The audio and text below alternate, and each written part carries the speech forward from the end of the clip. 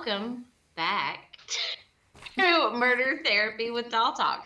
So I'm just gonna I gotta be honest with them.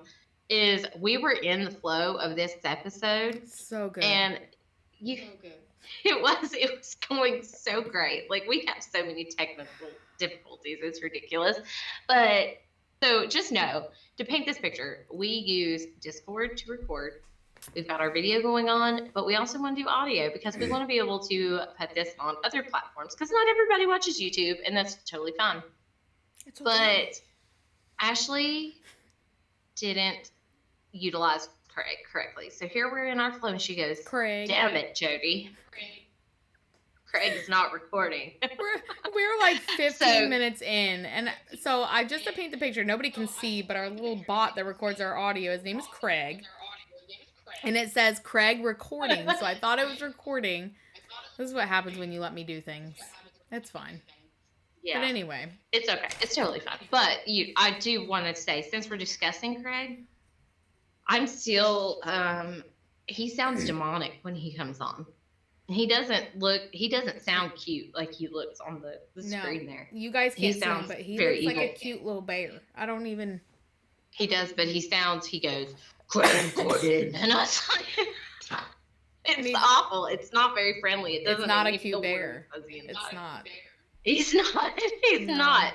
But, creepy kind of suits, my whole theme and everything. But yeah. He is a prime example that looks can be deceiving. Oh, very. Very, very. His voice does not sound like it would hit that level. He does. And I love it because when Ryan goes to edit this for us, he specifically said before he left the room getting you all set up, y'all be nice to Craig. And here we're like, we were having so many difficulties, and every time something happened, we were like, damn it, Craig. It's Craig's fucking fault, man. Every bit of it. Craig's gonna end up quitting. Little fucking bear. Craig's gonna end up quitting. He's gonna quit. Don't quit, Craig. We're sorry. Yeah, we're sorry, Craig. He just yelled, y'all be nice to Craig. Did he? Oh, Craig. Oh, I love it. Okay. So, yeah, I hate it because we were talking about, the prison before and everything and our adventures and how Ashley had left my aunt stranded in solitary confinement when we toured the prison, and no one's going to get to hear all those fun stories now. I mean, you brought it up, so we can just dive right back into it, but, we can dive right back into it. Yeah, you want to tell them how you left? First. Mom. So...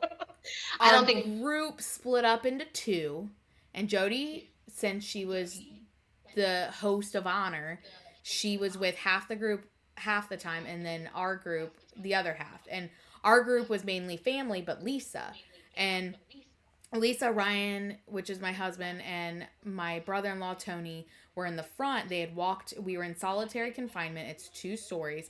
We were up on the 2nd story. And they had walked into a cell, and 2 eyes were glowing. They freaked out and started backing up. And I panicked because I'm a chicken shit, and just panicked because of their reaction. And she was so scared all night long. I love paranormal things, but putting myself into it, I will do it. I will always do it, but I will do it poorly. Just know that. I will do it poorly. But they backed up. I saw the reaction, and I freaked out. I turned. My sister and my mom were behind me. My sister kind of reacted a little bit, but my sister's a badass, let's be honest. I love you, Heidi. Not that my mom's not a badass. I love her, but she took off running down the stairs, and she... Hear this on, Sue. I know you're going to listen.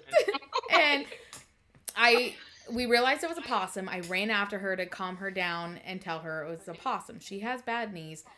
So she's sitting at the stairs inside solitary confinement at the bottom floor. And we're sitting there talking, and I hear what sounds like a jail cell door slamming shut. And my chicken shit ass, literally on my GoPro, screams, nope. And then you just hear... And I go over, and it looks like a hexagon, doesn't it? The main area. Yeah, It kind of looks like it's a really hexagon. cool. And then it goes off, each like flat piece of the hexagon will go off into like the east wing cells, the west wing cells, solitary confinement, and then the break room. And the break room was like our meeting place, our hub. It was fucking hot in there. It was so hot. And I swear that the prison, like Mary, so I've got several moderators, which are super awesome. They help manage my TikTok and whatnot on my live streams and whatnot. And yeah, they're great. I have great moderators. I fucking love all of them. But Mary, God love her, she's, like family to, well, She's the my sweetest. Ohio family has basically adopted Mary into the family. Like we all love Mary. Her and She's Lisa. so We love sweet. them. But she was kind of coordinating all of that for me. Like she took care of, all the arrangements and everything. She's great. She is. And she was like, they said it will be really cold. It was not. It was like the pits of hell. And I thought it was just me since I was pregnant, but no, it was really fucking hot in there. But I want to go back. I think we should go back. Maybe we can go back this summer. I would love it. I really would. Yeah. But and this time I would be. I noticed that they had an air conditioner. It was like one of those portable air conditioners. There was no windows to exhaust it, and they had the exhaust hose just laying on the floor, and I think that's why it was so hot in the break room. Well, aside from the break room, I feel like it was hot through the whole freaking prison. It was. But again, I was uberly pregnant at the time, so I could have just been having hot. So. But yeah, I mean, it was a really cool experience. I'm glad I can mark that off the, Dolltok paranormal experience, because I have it, I went to some really big places and got to, it was really cool. But I just, again, so while I have the opportunity, Aunt Sue, I want you to know I have your back. I was there. I know that she left you first, even though she says otherwise. And I really want you to make me some potato soup when I come back to her. For having your back. But I'm just saying, I don't deny that I left her. I know I left her. Okay. But like I said, under pressure, I'm not the man you want on your team. We just discussed this. She left her own mother. Like, sorry, who has bad knees. But just to set the scene, so it was that little octagon thing. I ran over to the break room. I like kicked my foot behind me or sideways, like the light was gonna save me from a paranormal entity. And I wish you guys could see it. I explained that the door or entrance to the solitary confinement was like an old stone train tunnel, and it was like the pits of hell dark. It was dark. Because it was a completely different level of dark there compared to anywhere else that we was in. Well, there was windows everywhere but there. So we got light from like other buildings. It was dark. And so I'm flashing my flashlight in there with my foot still holding the door, and I'm like, Mom? And she's like, I'm here, like in shock that I left her. And I was like, what are you still doing in there? Well, it was my sister. I love it. We found out she had tripped over something on the ground, and it was like metal grating. And I'm just a chicken shit. I mean, I don't know what else to say. I'm going to be real. Oh, and just in case, I don't know if she said or not, but just in case, I don't think that you said what the beaming eyes are, so everyone's probably so fixated on like I did beaming eyes. I did. It was a possum. Yeah, it was a possum. It was fine. Yeah. The bats and the possums were like the scariest things in there, but I was scared of everything. It was terrible. And every time Jodi wants to make a whole video footage on my GoPro of me just running, because all you can hear is. Well, I have a clip of you. I don't know if you remember that or not. I can't remember what part of the prison we were in. But it was in one that the guy, I can't remember his name. He was really cool though. That he took us through our tour, and he was like, this is a spot that you're going to get a lot of activity. Like he kind of told us like the pinpoints where he has personally experienced a lot of, activity. I can't remember where we were, but I know Nathan's beside me. And I stopped because all I hear is, And I'm like, oh, what is that? Because no one else is around, and all of a sudden you just see Ashley's arms flying in the wind, and she'd wore, I don't know if you had sandals on or what the hell it I was, did. but you hear like Nathan was it was singing great. that It was song. fantastic. What was it?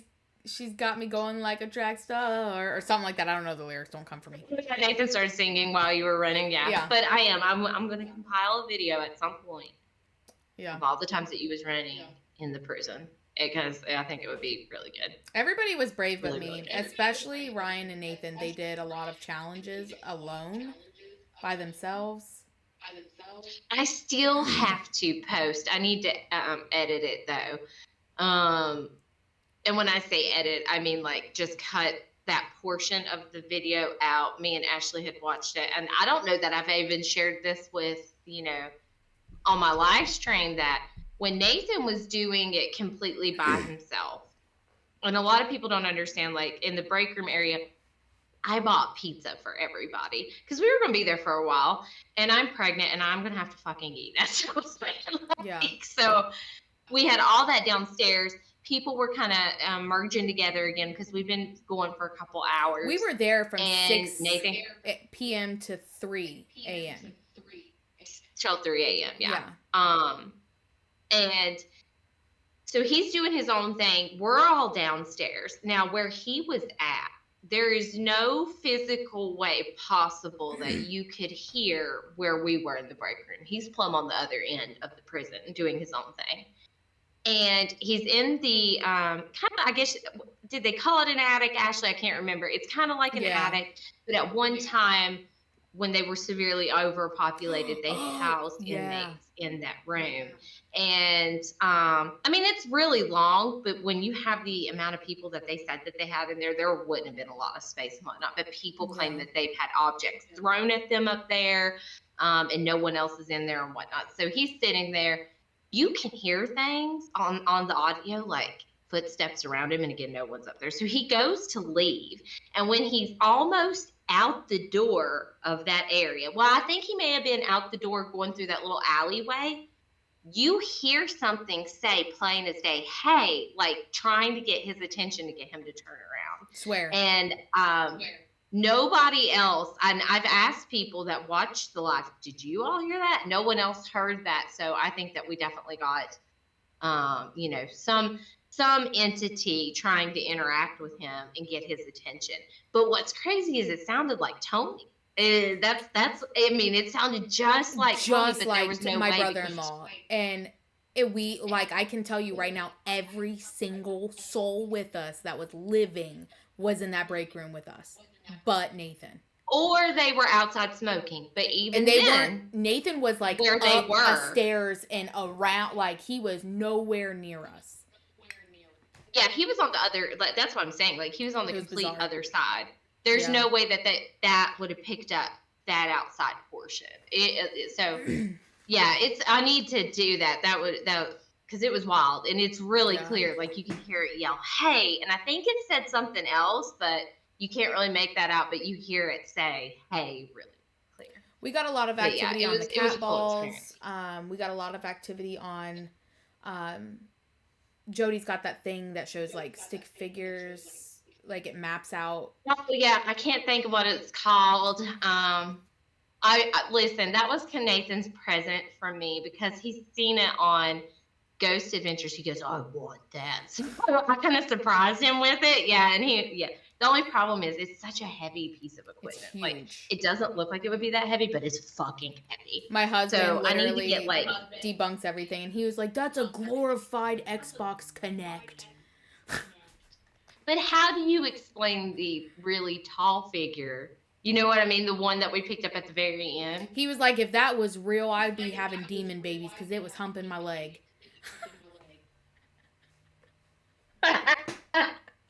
Well, it was wild. I don't know. I need to edit all that, but yeah. But prison. Aside, yes, of speaking of prison, do you know who is a good candidate for prison? I'm gonna take a guess that I know, and it's who we discussed about doing tonight. yes. Oh, Henry Lee Lucas. Oh, Henry. He was a perfect candidate for prison, 100%. But yeah, Yeah. he's this is a big case, and just to go ahead and tell you all, it's going to probably be a two-parter, potentially three. I'm going to do my best to get it done in two, but there's a lot. There's a lot with Henry. There is. It's a lot. It just leads down so many roads. It's crazy. It is, and I'm surprised.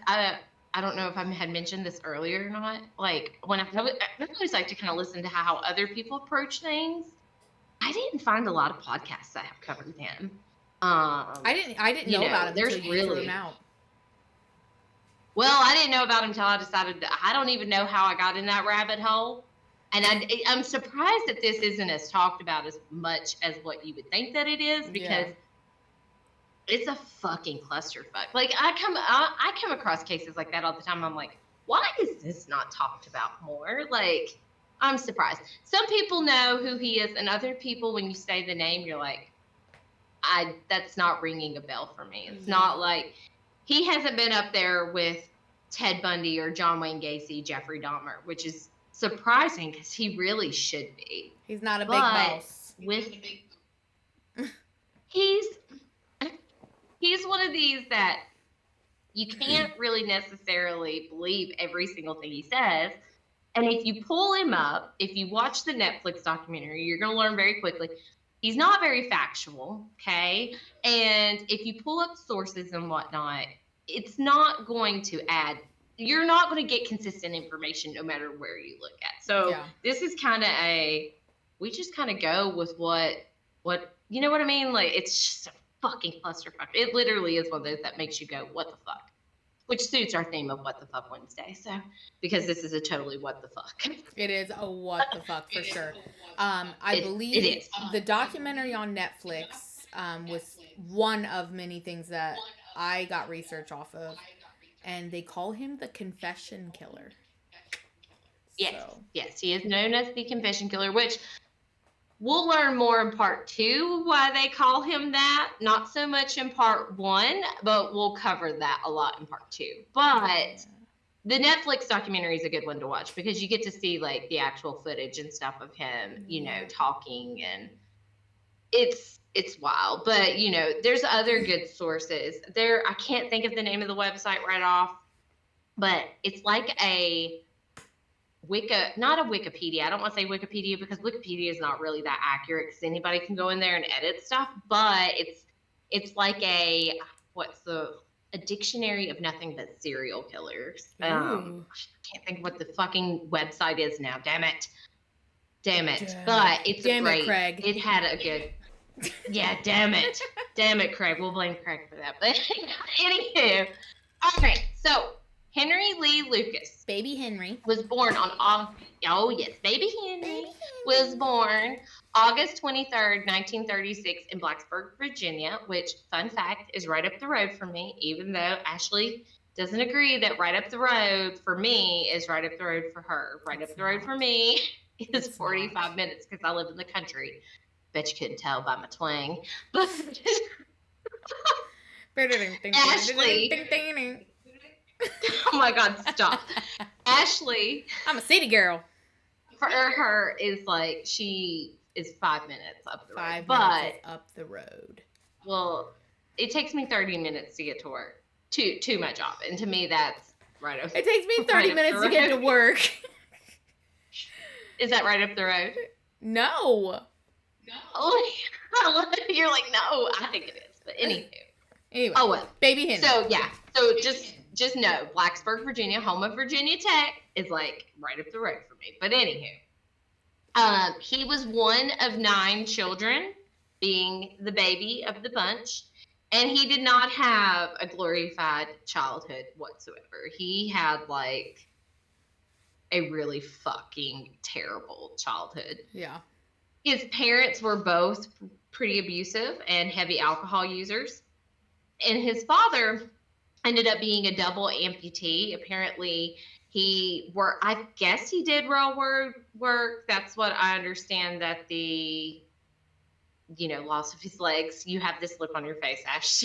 You already know because I said it the last time, and every time I you know say what it, you're. I think I of already it. know what you're thinking, but apparently that's where the loss of his legs took place. Is with something to do with the railroad, and his idea of providing an income for his family was to illegally manufacture alcohol in the home. Which I wonder if that kind of contributed to his alcoholism. Like now that I say it, like, and I'm kind of thinking, I wonder if that contributed to it, or maybe I'm curious to know if he was an alcoholic prior to him losing his legs. Not that that really matters in any way, but my brain's just going down these different rabbit holes right now.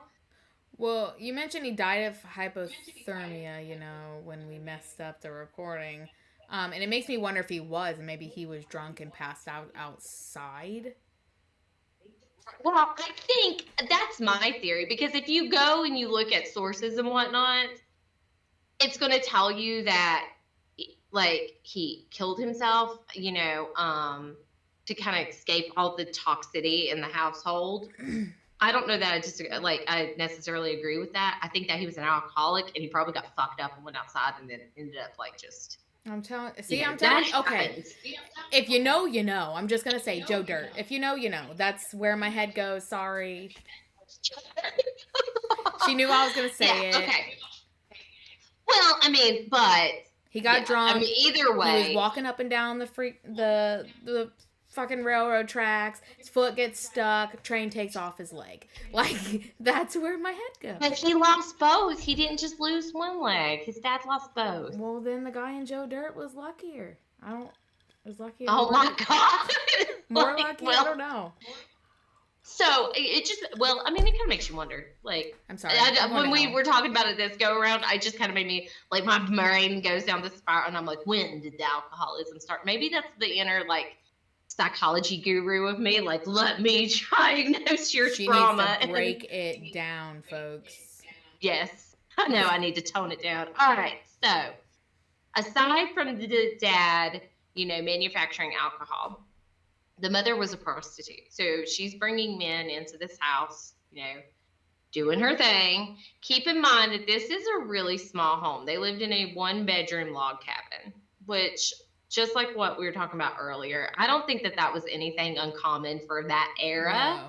Because most families were pretty large. Our grandfather, that we talked about on our last episode, he was one of 13 kids. And I don't think that they had a lot of money growing up. And I'm not saying that they only have one bedroom, but I'm pretty certain a lot of them kind of had to share, space and whatnot. You knew him But longer than me, but I'm pretty sure that Papa and Granny were they always in a single wide or a double wide?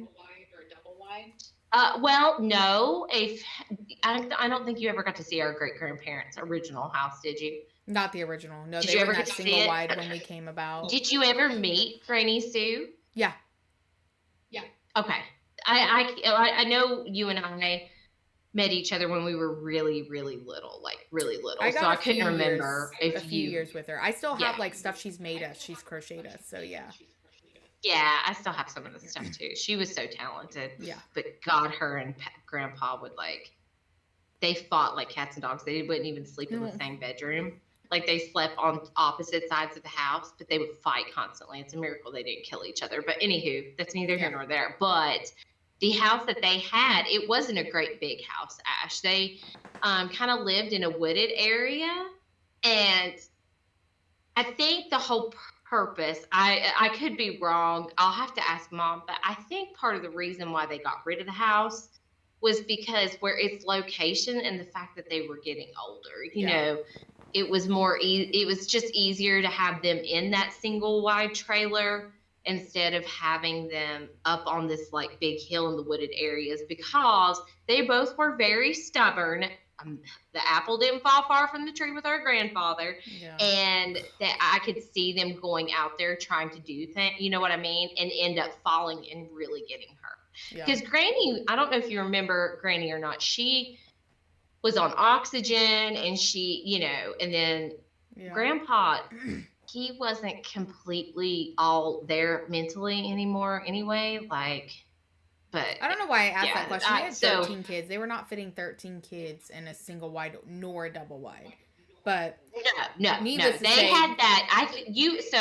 I think you guys came around at the point that single I don't wide. know who made the executive decision to get them to move, but they at one time they did have a house, but I think it may have only been a 2-bedroom. Yeah. It wasn't a great big. But the point was, place. it's not where he was born. It's not a rich area. There's no money really. So the odds of his family having a ton of money was pretty slim. Right. And I mean, again, we hear a lot of stories of families, like large families like that, living in small, like tight spaces. But so with that being said, his mother kind of ruled the house with an iron fist. And she was kind of I think that she must have been way worse than what his dad was, because not only was she psychologically abusive, she was physically abusive. And she would make her children watch her have sex with these men that she was bringing into the home, which is super fucked up. And if they tried to disagree with watching or turn their head in any way, she would, punish them for doing that, which is, so it's like damned if you do, damned if you don't kind of thing. Mom of the year, people. Get her a trophy. Oh, yes. Absolutely. Yeah. So Henry being the baby of the bunch, I don't know if she did this to anyone else, like any of the other kids, but she would deliberately dress him in girls' clothing and send him to school, which is really fucked up because we know kids can be really mean. Sweet Henry. Like absolutely terrible. And she would send him with those shoes. And I would imagine in that time frame, you remember, I'm sure you, like our grandparents, everyone's grandparents was like, I'm walking to school and, all that. That's so yeah. But this teacher, she ended up actually bringing like a pair of shoes to Henry to school one day and gives him these shoes. And when he gets home, his mother punched him because this teacher was like showing empathy and towards him, which is really fucked up. He had an uncle apparently at one point. Now I don't know if this was a biological uncle, but again, in this era, a lot of women would have their children refer to their boyfriends as, this is like Uncle Joe. I've heard that in many like things. I watched something about Marilyn Monroe and her mother. That's one of the men that she brought around Marilyn. She was like, this is Uncle, whatever. So that's not anything I don't think is uncommon. Correct me if I'm wrong. But this is self-reported from Henry. One of the men that she brought, that he called Uncle, introduced him to bestiality and killing animals. No. Yes. On top of that, there was a time in his childhood that his mother struck him with some wooden object, and according to him, it knocked him out for several hours. Length of time is, we don't know, but he claims it knocked him out for several hours. Yeah. He also had an uncle. Again, I don't know if this is a biological uncle or if this is just one of the many men that she had around him, which, as we know in today's time, it's not really healthy for people to have, multiple people around your children. It never results in something good, just throwing that out there. But there was an uncle that gave him a pet donkey, and she killed it. Like any animal that he wanted to keep as a pet, she would kill. Like, it's so fucked up, like really fucked up. There was another time, if you look at pictures, you'll probably notice like the physical eye droopiness. And the reason for that is, sources say, from what I've read, that, and I hope I'm quoting this correctly in the documentary, I'm pretty certain he talked about like him and his brother like playing, and something struck him in the eye, and she refused him medical attention, and it resulted in the eye getting really, really infected, and they ended up having to do surgery and then replace his eye with a glass eye at that point. So it's being rude, but like you can't not see it. It's very noticeable the way that it slightly droops, and it doesn't move. So that it's not his real eye. Yeah, it's kind of sad to see that, and it's like, it's just really fucked up that you wouldn't take your child to the doctor for something that's pretty serious. I'm working in healthcare. Anytime anything happens anything above, shoulders, when you're dealing with the head, you're dealing Yeah. with like serious territory. So it needs to be taken really serious. So, Oh, but again, sweet she also mama. struck him in the head with a wooden object and was just kind of like, yeah, cheerio. So as he gets a little bit older, Henry reports that he actually had sex with his half brother.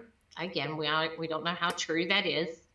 Of course, as we discussed earlier, he was introduced to bestiality. So on top of like that, he's also having sex with dead animals. Incest. Ew. Yeah, yeah. Yeah. So in March of 1951, Henry's 15 at the time. He picks up this 17-year-old girl near Lynchburg, Virginia. And apparently he's trying to, hook up with this 17-year-old girl. And she's refusing his advances.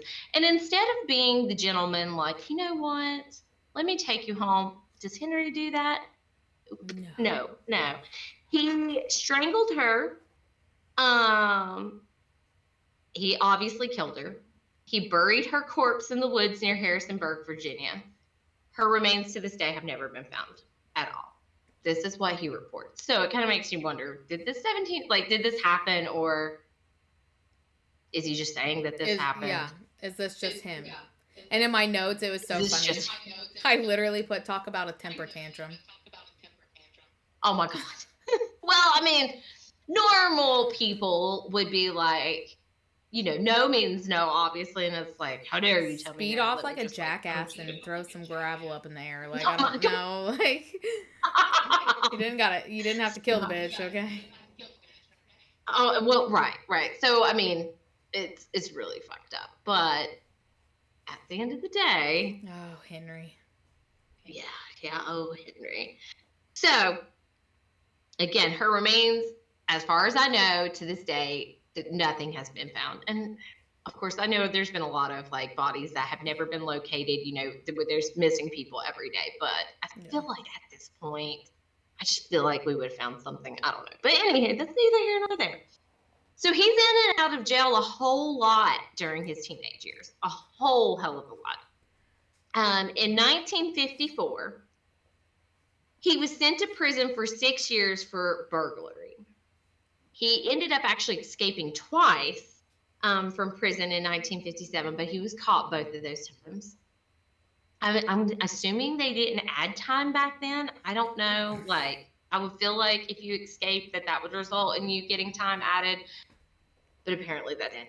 He wasn't the brightest crown in the box, let's be honest. So the fact that he escaped was pretty impressive. Oh, it is, considering you learn later on that he doesn't have a high IQ, which is kind of sad. But he did. Yeah. He didn't. He didn't have a very high IQ at all. He was released September the 2nd in 1959. And he moved with his sister. Apparently, he had family living in Michigan. And his mother is elderly at this point. And she's not thrilled that he's living there, which I guess this is a form of her just wanting that fucking control. Because she's like, you need to come take care of me. And it's like, you don't even like him. So why do you want him around? You treated me like shit. Fuck you. Well, you would think that's what he does. But he does. Not entirely sure if he ended up like coming back to Virginia, or if she ended up, some sources say like she went to Michigan, which I could kind of see her doing because she seemed to be quite the twat waffle to begin with. But yeah. So January 11th, 1960. Henry and his mother end up getting into a physical altercation. They ended up getting in a verbal agreement, according to him, that just kept going, that then turned physical. And instead of walking away, what does Henry do? He gave her the big fuck you. Oh my God. Ashley's like, he gave her the big, well, I would call that like the ultimate fuck you, because he ended up stabbing her. Ultimate, I like your words better. Yeah, you like mine better. Well, he stabbed her to death. Like, he's but he also says in some interviews that he didn't intentionally do that, which we find he kind of says here and there in other circumstances. But it's like people don't just keep knives in their hand for, whatever reason. I just want to point that out. Like, that's not something you see on a day by day basis, right? Like, you don't? I can't say that I do. I mean, Dayton, Ohio is a little bit different, but I mean, certain Yeah, it's areas not I something might that you want to don't- rethink that. Maybe it's a good idea. the sketchy Walmarts that The you sketchy and Ryan Walmart. told me all about. Yeah, the sketchy Walmarts that you guys told me about. But yeah, no, I mean, it's just, to me, it's how do you say you don't mean to stab somebody?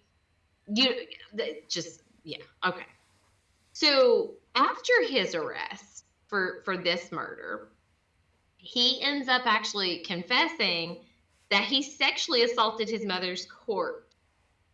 But then he turns right around, as we learn that Henry likes to do, and he's like, "That I didn't do that. I said I did that, but I didn't do that." But what does he gain? And just so you know, on my notes it says literally, "Come on," and I like, "Come on, more incest, Henry? Why?" Stop. Well, again, we don't even know. I'd show you the paper if I could. Well, we don't even know. These are facts that are coming from him. I was on one today making these notes, so they're funny. I love it. Well, it's a continuous behavior that he just keeps doing. Like, I did this, but no, I didn't. It's just the question. Your question though is real. Like, what do you get out of that? You're going to be punished either way. So why? But given, as we learn more about Henry, that really wouldn't surprise me if he did do that. You know what I mean? This is Henry. Yes, yeah, it is Henry, absolutely. Yeah. So obviously, he has to go to court, right? And his siblings ended up actually testifying in his hearing, and they validated the abuse. I don't want to call it like the abuse excuse, but you know what I mean? They also are like, our mother was a shitty human being. Plain and simple. The abuse excuse. It just dawned on me, like, we covered last week Gypsy Rose Blanchard, and here we are again, another, murder of, of another murder of a mother. We promise that we're going to cover other things too. This was not promise like, we love our moms. We do love our moms. I love you, Mom. Don't get freaked out when you listen. I love you, Mom. I won't kill you. I know. We love you. We love you. He was sentenced to 20 to 40 years in prison for the murder of his mother. In the mix of his sentencing, I don't know if it was during this incarceration or in his previous, jail incarcerations that he had when he was a teenager, but there were times that he actually attempted suicide and was unsuccessful, and they sent him to a state psychiatric facility. And he probably had to go to a state psychiatric facility. I would imagine that it's a lot like it is now, because you are a forensic status, you have to go into state care, like from state to state, if that makes sense. So I don't know if the suicide attempts is what caused him to be sent, but he was sent for being criminally insane, as what they said. And he remained there for 6 years. When he was paroled, this is what kills me, is he murdered somebody. And he was paroled on June 3rd, 1970, and he went to live with relatives. Now, I want to throw in here real quick too, that I also read that part of his release was because of overpopulation, which was a common thing during that time. But let's just sit back and think about this for a second. You cannot tell me, out of all the prisoners that you had that you could have possibly done early release and paroled, a murderer was your best option, versus somebody else. I know. I would rather you let out somebody that may have assaulted somebody, maybe someone who robbed somebody, stole vehicle. But a murderer, like that was your best fucking pick out of everybody you could have chose, is Oh. someone that killed their mother. Which again, if his childhood is accurate, she kind of had it coming. I'm not saying that it was okay. Oh. Murder's never the answer. But I mean, really think about it. Like, if that's true, if that's the whole Yeah. reason he got paroled, that's really fucked up on so many 6 levels. years for killing his mom. But yeah, yeah. Well, of course, 1970 when he gets paroled, he can't keep on like good behavior, of course, because then he turns right around in 1971 and he's charged with an attempting to kidnap a 15-year-old. Henry's back at So yeah, he's like right back at it, God. And as you can see, like he just. You can't even say his crimes progressively get worse because he's already apparent in his words. We know he killed one. We know he killed his mother. But in his words, he's already killed 2 people. So you can't even say like his crimes are just progressively getting worse. Like, because he's already done the worst of the worst. Like he's just, I don't fucking know. Henry being Henry, I guess. Henry being Henry, and he doesn't have a pattern. Yeah, he stabbed his Henry mom, being strangled Henry. the other girl. I mean, he just. Where are your serial killer tendencies, Henry? God. He's a clusterfuck. God love him.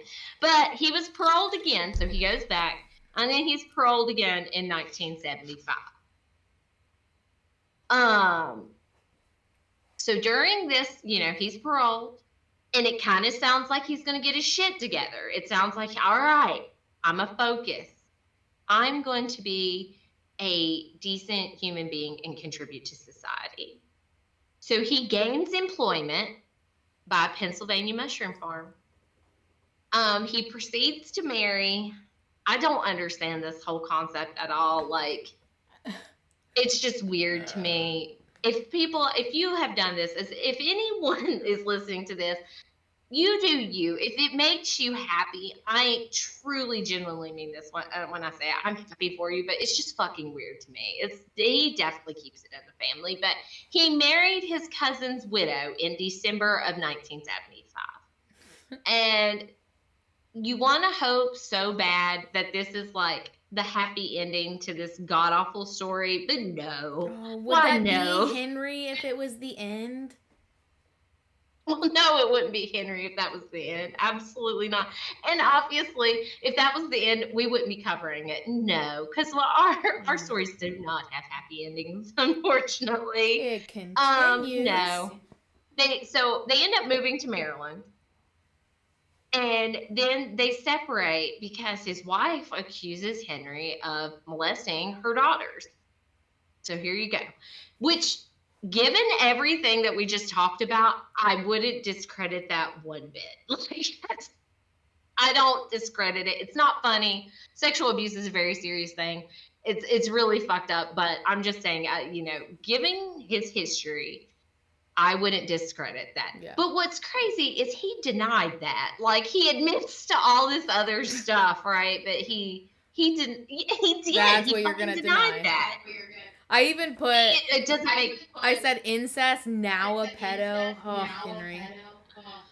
Yeah, I know. I mean, he's got. It's like he has an application of being the shittiest fucking human being I possibly can be. He's got a checklist. And I gotta check off box by box. Yeah, like, well, all right, let me mark that one off. Like, it's fucking awful.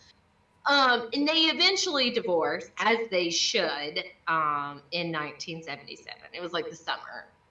I don't know what specific month or whatever, but that summer they end up divorcing, okay? So at this point, he's kind of become a drifter, and he's just kind of like doing his own thing. And he's just going all through the South, and he ends up in Florida. This absolutely blows my mind. The Sunshine State. Yes, it wasn't sunshine while he was there, but I think he just kind of has this big, deep, dreary cloud that follows him. He was the rain cloud in Florida. He was the rain cloud. He was every fucking hurricane you ever experienced in that. So he ends up in Florida, and this is where he meets Otis Toole. Or is it Otis? How do you say it? Is it Otis? I I feel like it's Otis. I think it's Otis. I think it's Otis. Well, that's what we're going to call him. Otis. We're going to call him Otis. To me, I think it might be Otis. I swear I've heard them say Otis, but me being the Southern girl that I am, it looks like Otis, and that's what we're going to fucking I think call it him. is Otis, but the ultimate duo, man. Well, this is what, okay, so and these are cases that I want to cover in the future too. You know, we have couple killers, and there are the two cousins that, you know, they strangled the people. That was somewhere out west. You know, I can't think of what they're called right off. They're related.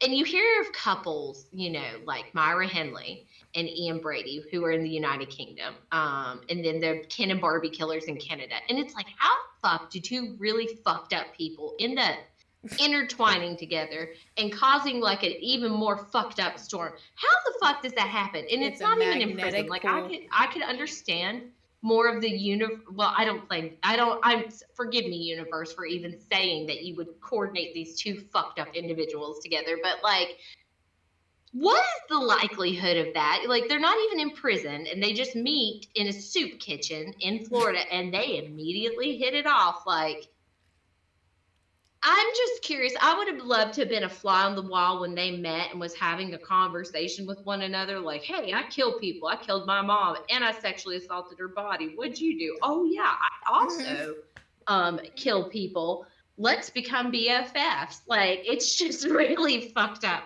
I don't know why. When I was talking about all that, the Full House song was going through my head because, you know, that's like the ultimate cheerful, like, friendship, loving family song. So I'm just picturing them two in the soup kitchen. Happy thoughts.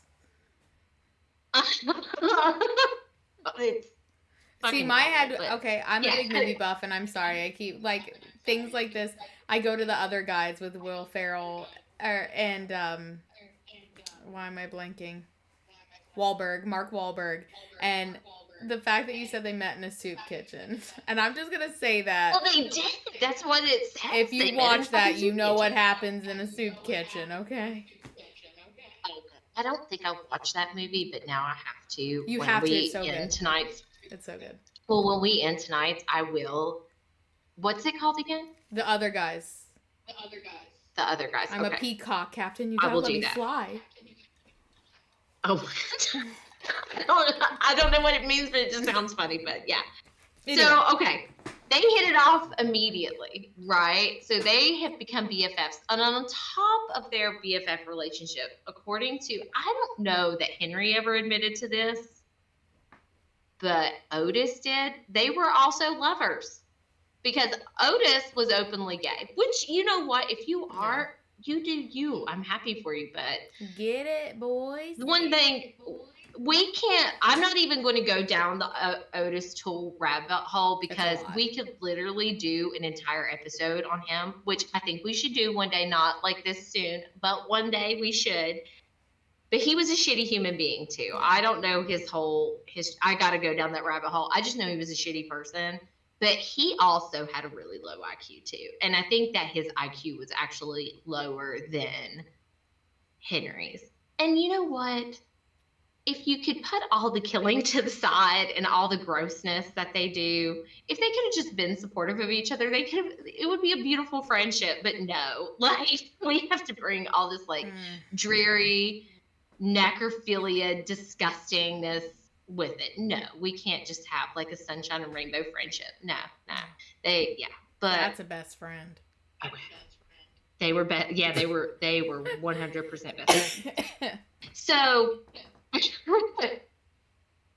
it's still kind of up in the air though. You know, they both claim that they killed lots of people in their while they're like traveling, because they did do that a lot. It is confirmed that they went all kinds of different places together. Yeah. But they both report, we killed all these people, and there's not really evidence to support that.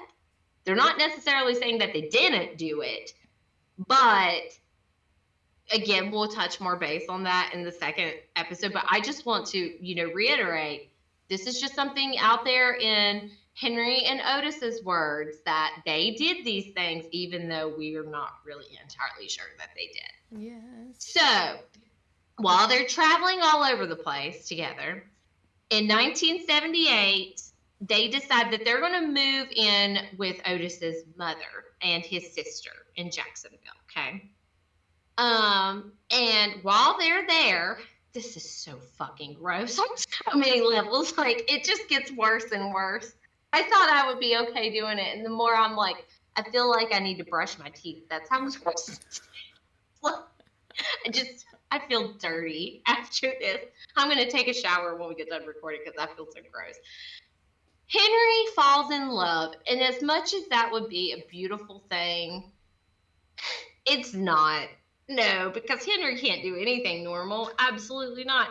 He falls in love with Otis's 11-year-old cousin, Frida Powell, who goes by Becky. And how old was he, Jodi? He was 42 at the time. Okay. And according to him, he had never loved anyone like Becky. And it's like, she's a fucking child. She probably hasn't even went through fucking puberty yet. You sick motherfucker. Disgusting. Like, there's nothing okay with that. I also read somewhere that Becky also may have been, I don't know that they really diagnosed it as such back then, but she may have been on the spectrum. Which makes that even fucking worse, in my opinion, because she's like very easy to manipulate and mentally younger. Groom. Yeah, it's just really fucked up. I don't know what level of autism, but they didn't really put it on a spectrum back then. I don't even think that they used the term autistic. I just think that they called her low functioning, maybe? Yeah. I don't know, but either way, it's really fucked up. It's fucked up that she's 11 years old anyway, but if she really was slightly low functioning, that just makes it even fucking worse, in my opinion. But, I agree. Yeah. So, all right, in 1981, Otis's mother, she passes away, and his sister ended up passing away shortly after, which leaves Becky, right? And what do? They pack Becky up, and they decide that they're going to go on the road trips that they've always gone on, which is fucking terrible. Becky does not need to be involved in whatever fucking shenanigans or see, because I can't help but think, I'm like, was Otis and Henry still having the supposed love affair? And then they bring Becky into the love affair? But really, think about it. Like, it's such a fucking clusterfuck. But, yeah. At some point, I'm assuming that Otis kind of breaks away, and it's just Henry and Becky together at this point. And he's calling Becky his wife. And I'm like, she's a child. Like, she doesn't even have the capacity to determine if she really wanted to get married. Much less does she need to be married to you. But, yeah. So they start in California, and then they make their way into Texas. And they wind up in the All People's House of Prayer, which is a religious communion outside of Stoneburg, Texas. And in August of 1982... Becky and Henry are hitchhiking, and Becky's homesick, which results in them getting into a fight. And Becky gets mad, and she ends up slapping Henry. And we obviously know Henry doesn't do well with being told no, and any, type of reinforcement that I don't want to do this anymore. So what does Henry do? He did not take it like a man. He did not take it like a man. He ends up stabbing Becky with a knife. And if I'm not mistaken, I'm pretty certain that he also, like, when all this kind of comes to light, he says that he didn't mean to stab her, which, again, I'm like, that's not... Yeah, well, he does. I mean, you can't believe anything that this man says. But anywho, he dismembered her corpse and just kind of spread her body parts everywhere around. I don't know how far he spread them. Like, but he's like, I think I'll set you here and I'll put you over there. And yeah, it's really fucked up. He later tells, that she just ran off with a truck driver, like that they argued and that she ends up hitchhiking and leaves with the truck driver, and then she's never seen again, which was not. So 3 weeks after this murder, he turns up missing the day after the disappearance of local who was called Kate Granny Rich. And his car is found abandoned in Needles, California. Less than a week later, on September 21st, Lucas showed up again in Stonesburg on October the 18th, the day after Rich's home was destroyed by a mysterious fire. Ooh. The police arrested him on a fugitive warrant from Maryland, but then he was soon released again. It drives me mad the amount of times that he has just been like this back and forth at mouse. But eventually, he was jailed after returning to Stoneburg on June the 11th, 1983. And he was arrested as an ex-convict who possessed a handgun. So that kind of put him behind bars.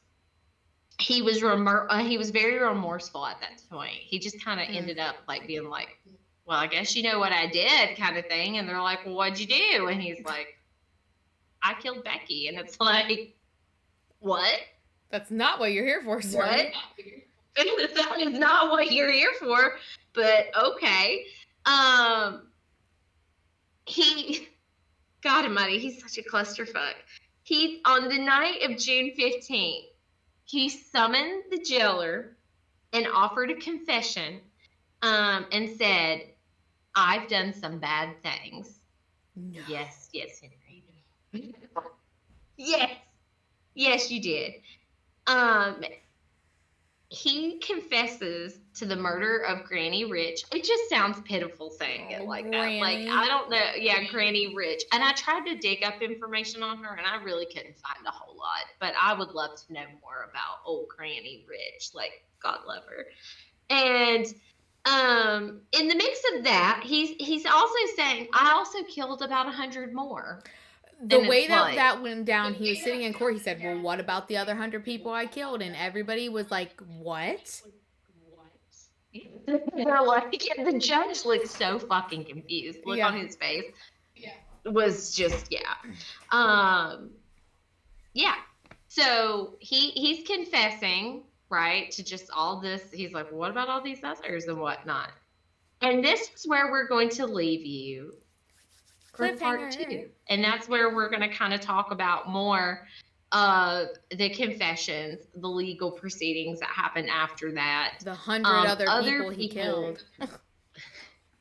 Yes, well, there's many different numbers. That's the thing. And we don't know what all is completely 100% factual and what's not. And some of it, obviously, there's no physical way possible that he could have killed some of these people, because it's like the distance, and we know Henry ain't getting on no fucking airplane because he's got warrants all over everywhere for him. So homie couldn't fly. I don't think homie had that much money, but it's a fucking clusterfuck. But in the next one, we'll talk more in depth about his confessions, because other people kind of get intertwined in this. It's a whirlwind. Other shit gets pulled into this. It's a mess. So we'll definitely dive in next week for you guys. Yes. And at that point, we're going to kind of integrate the girls, as you all know, Sarah and Alicia, my little spirit friends, and we'll get them on the spirit box, and we'll kind of, talk to them and get their opinion, because I'm sure that they have lots that they would like to say about good old Henry. Yes. But until then, if you like what you hear, please look us up on most social media platforms. We've got Instagram, TikTok. This is airing on YouTube. We're looking to get on more platforms. There's link trees all over. The QR code that you see in each one of our screens will take you to our link tree, which we'll be adding some more stuff to. So if you like what you see, follow, subscribe, and we'll bring you guys some more next week. Yes. Thank you, guys. We appreciate you. We do. Thanks for watching, you guys, and thanks for supporting. You guys have a great week, and we'll see you next week. See you next week. Bye. Bye.